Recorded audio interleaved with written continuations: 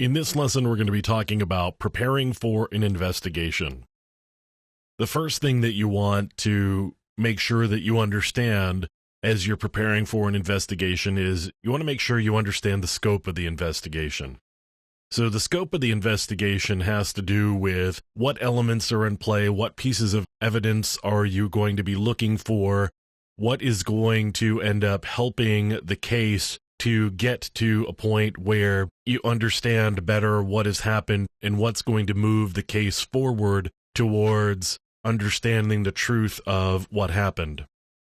So in understanding the scope of the investigation, you will get what evidence you need to acquire and what evidence do you have the authority to acquire.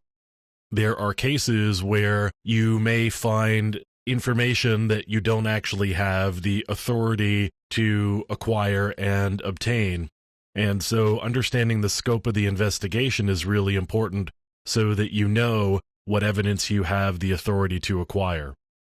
The type of the investigation. After you've gotten the scope under control, you need to understand the type of investigation that you're going to be doing. Are you going to need to do a live acquisition? In other words, do you need what's in memory on a particular system or device? Do you need to know what the network state is? Do you need to know network information that's coming into the particular system or device that you are investigating? Do you need to know systems that are connected to that device at the network layer? If you need all of that sort of thing, then you need to do live acquisition. So you need to acquire the target while it's up and running. If all you need is access to files or programs that are installed and see what activity has gone on from a historical basis, you can do a static acquisition. So the type of investigation is important so you can determine whether you need that system up and running so you can do a live acquisition, or you can just live with the hard drives and other storage devices. So you could do a static acquisition. You'll need to make sure that you've got evidence storage in place. Do you have a place where you can store disk drives, USB sticks, or maybe a PC? Do you have a place where you can store those securely so they are locked away and nobody else has access to them? Do you have a place where you can store digital artifacts, where you can store image files, for example? You need a place to store that evidence so that it can't be tampered with. So you need both the ability to store hardware evidence or physical evidence, and you also need a place where you can store digital evidence. Both of these are really important because you may have pieces of evidence that are either hardware or a digital artifact of some sort or another, whether it's an image or a set of files or something along those lines.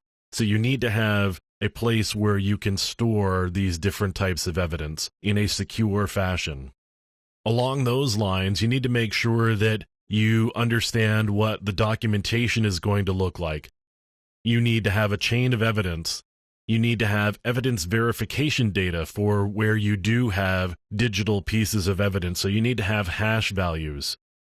Ultimately, you need to be able to both control and document everything that has gone on with the evidence that you have acquired from the point that you acquire it to the point that you hand it off or present testimony for the evidence. So in conclusion, you need to know what the scope of the investigation is. You need to know what type of investigation you're going to be doing. So you can't have somebody just show up with a PC and hand it to you and expect you to do a static acquisition if the evidence that you require for the case really needs a live acquisition.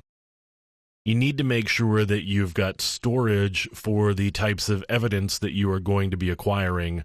And finally, you have to make sure that you've got the right documentation trails in place and the right documentation so that you can prove that the evidence that you have has been under your control the entire time, has not been altered, and has not been tampered with at all.